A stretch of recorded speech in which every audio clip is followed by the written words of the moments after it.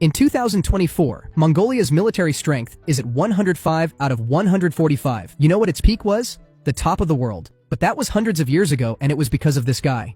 But who in the world is this guy? And how did this fatherless person lead a military massive enough to conquer lands bigger than what Alexander the Great and Hitler conquered combined? Temujin was born in 1162 near the Onon River, in what is now Mongolia.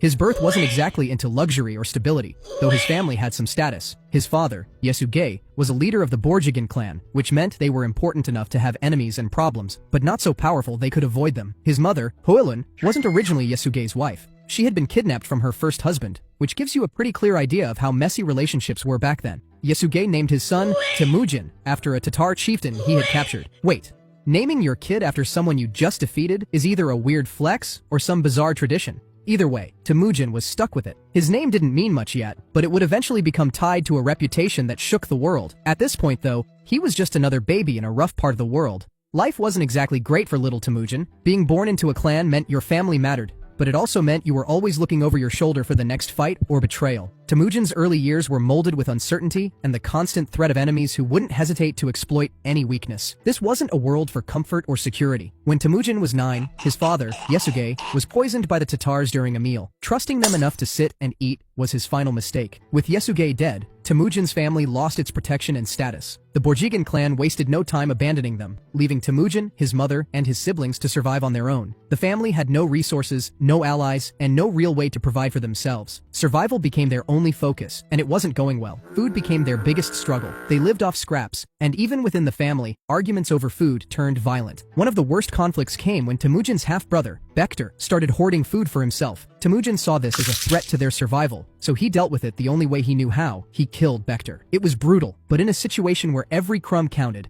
Temujin wasn't about to let anyone jeopardize the family's survival. As if life hadn't already been hell enough, Temujin was later captured by the Taichi Ud tribe. They didn't see him as a kid, they saw him as Yesugei's son, who will be a massive threat later on. I mean, they were technically right, but it's a kid. They enslaved him, binding him in a wooden collar to keep him under control. For a while, he had no choice but to endure the humiliation and harsh conditions. But one guard eventually helped him escape. Whether it was pity or just stupidity on the guard's part, Temujin managed to slip away and regain his freedom. After escaping from the Taichi Ud tribe, Temujin returned to his family, who were still struggling to survive. Instead of just scraping by, Temujin began building connections and gathering loyal followers. One of his first strategic moves was marrying Borte when he was 16. She came from the Konkirat tribe, and the marriage formed an alliance with her people, giving Temujin a stronger position in the situation of tribal powers back then. The stability didn't last long though. Berta was kidnapped by the Merkits not long after their marriage. The Merkits wanted revenge for an old grudge against Temujin's father, Yesugei, who had taken Hoelun from their tribe years earlier.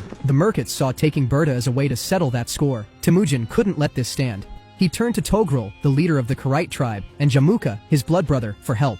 Both agreed to assist, and together they raised a force to attack the Merkits. Their combined effort worked, and Berta was rescued. But the rescue didn't come without consequences. The Merkits became lifelong enemies, and the alliance between Temujin, Togrul, and Jamuka would soon face its own cracks. The tension between Temujin and Jamuka grew after Berta's rescue. At first, their partnership seemed solid. They worked together to expand their influence among the Mongol tribes. However, Temujin began to challenge Jamuka's authority. Temujin wanted to lead, not follow. He believed his vision for uniting the Mongol tribes was better, while Jamuka wasn't willing to share power. Their friendship and alliance eventually fell apart, and the two went from brothers in arms to bitter rivals. The breaking point came when Temujin declared himself leader of his followers and started gaining more support from smaller tribes. Jamuka saw this as a direct threat and responded with force. In 1187, the two sides clashed at the Battle of Dalan Baljut. Jamuka's army, much larger and better prepared, crushed Temujin's forces. The defeat was brutal. Many of Temujin's men were captured, and Jamuka made an example of them by boiling 70 of them alive, some sort of message he was willing to send to anyone who wanted to take Temujin's side.